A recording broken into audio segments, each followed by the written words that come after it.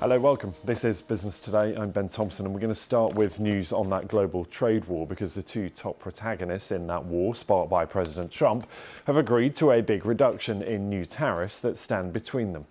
It is just a temporary measure. It will last for 90 days, but it follows 2 days of trade talks in Geneva that were intended to ease the tensions in a conflict that would otherwise impact the whole global economy.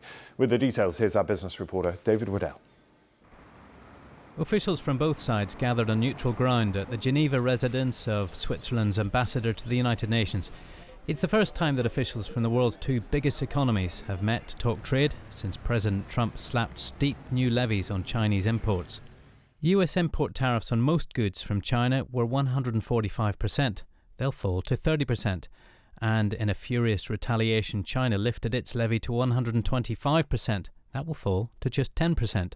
Neither side wants a decoupling. And what had occurred with these very high tariffs, as Ambassador Greer said, was the equivalent of an embargo. And neither side wants that. We do want trade. We want more balanced trade. The US measures still include an extra component to put pressure on Beijing to do more to curb the illegal trade in fentanyl, a powerful opioid drug. But US officials were positively surprised by the willingness of China to deal with the problem. And China's vice premier also emerged from the talks in good spirits. The two sides held in-depth exchanges on trade and economic issues of their respective concern. The atmosphere of the meeting was candid, in-depth and constructive. At the outset, both sides played down expectations of a major change in trade relations, trailing a focus on de-escalation rather than a big trade deal. There's now clear pressure to make further progress over the next 3 months.